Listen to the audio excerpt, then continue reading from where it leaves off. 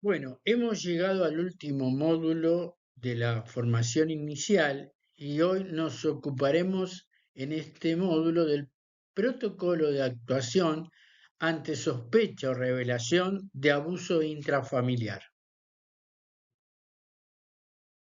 Abuso intrafamiliar.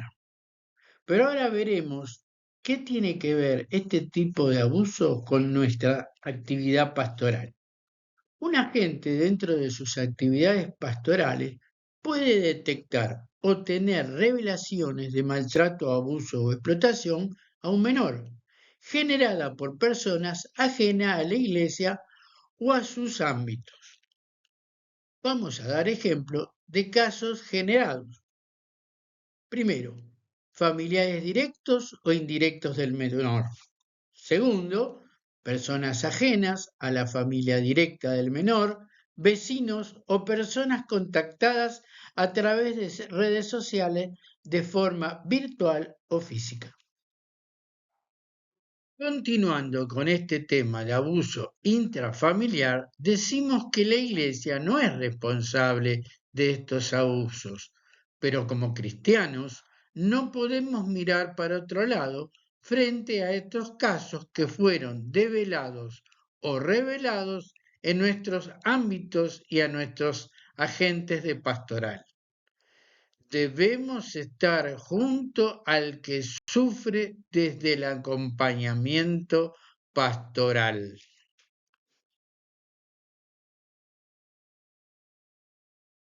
Ahora veremos qué sucede cuando detectamos el maltrato, abuso o explotación intrafamiliar y también veremos cómo vamos a actuar. Ante una situación de sospecha o evidencia del MAE intrafamiliar, se debe dar una respuesta ordenada y contenedora que atienda siempre el bienestar del niño o del adulto vulnerado. Y en ese sentido es necesario establecer las pautas que oriente la actuación. Las acciones de la Iglesia, por lo tanto, se centrarán en tres puntos. Primero, estar atentos a lo que sí y a lo que no se debe hacer para detectar y contener los posibles casos de MAE intrafamiliar. Segundo, velar por el cumplimiento de la obligación de informar a las autoridades de las leyes de tutela de los niños y adolescentes.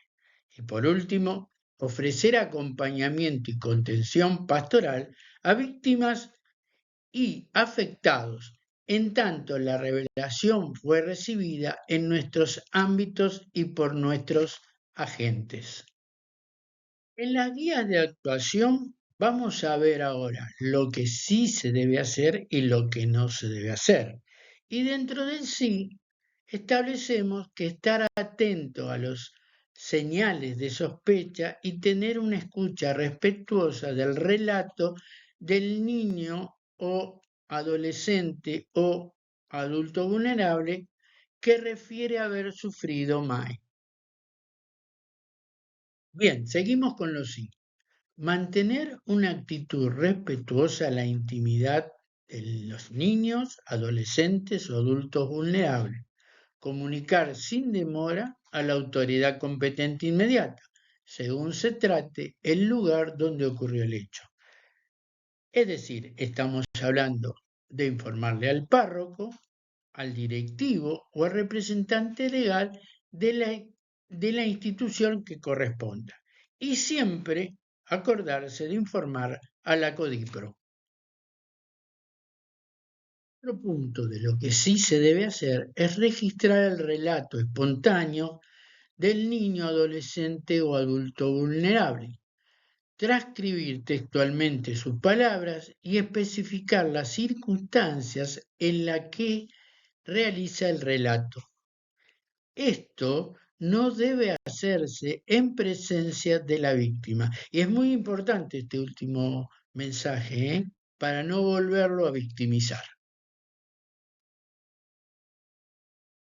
Y por último, entre los sí que se debe hacer, digamos que hay que contener y orientar al niño, adolescente o adulto vulnerado y a su familiar o a aquellos referentes significativos que pueden ser abuelos, tíos o algún vecino, con los cuales el niño, el adolescente o el adulto vulnerado se siente protegido y evitar, por favor, la comunicación con el presunto agresor. Veamos ahora qué es lo que no se debe hacer. Lo que claramente no se debe hacer es ignorar ni realizar ningún juicio de valor acerca de la veracidad o no de la sospecha o de la existencia del MAE. Y por otro lado, no se debe en ningún caso y bajo ningún concepto revisar el cuerpo del niño, adolescente o adulto vulnerable.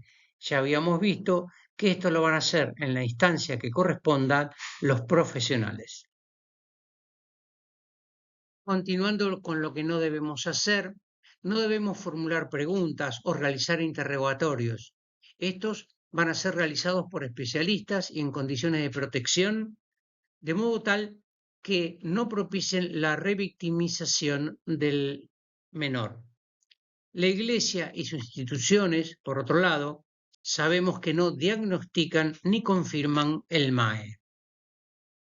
¿Cuál es el procedimiento básico que debemos realizar ante la sospecha o la evidencia de maltrato, abuso o explotación intrafamiliar?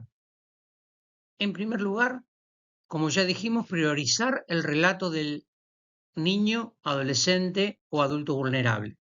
En segundo lugar, informar a la autoridad inmediata responsable. En tercer lugar, realizar el informe por escrito. En cuarto lugar, colaborar con las autoridades que sean responsables de la planificación de la intervención.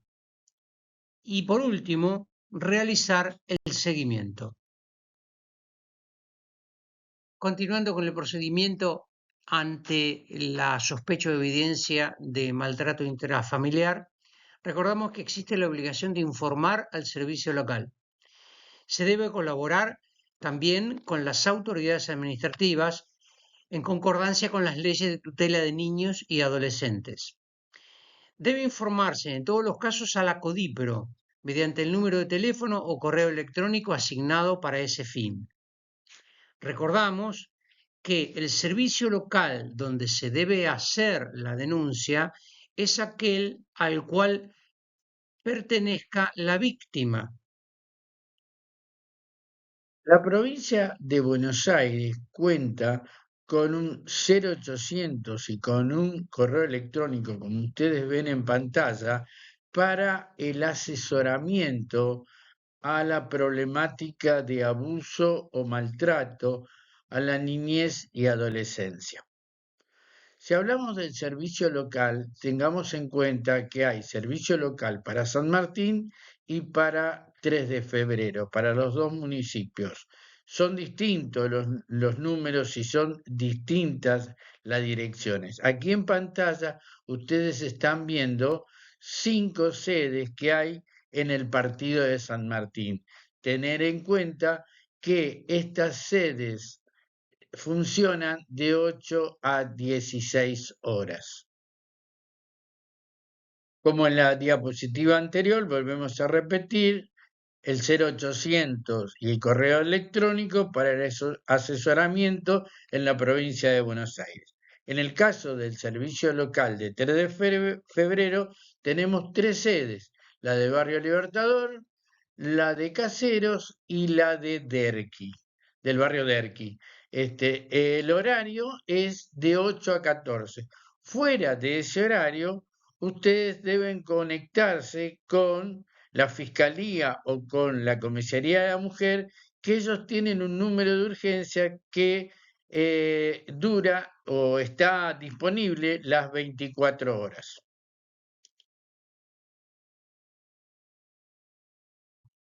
Para terminar con este módulo, al igual que con todos los anteriores, tendrás que completar el formulario de autoevaluación.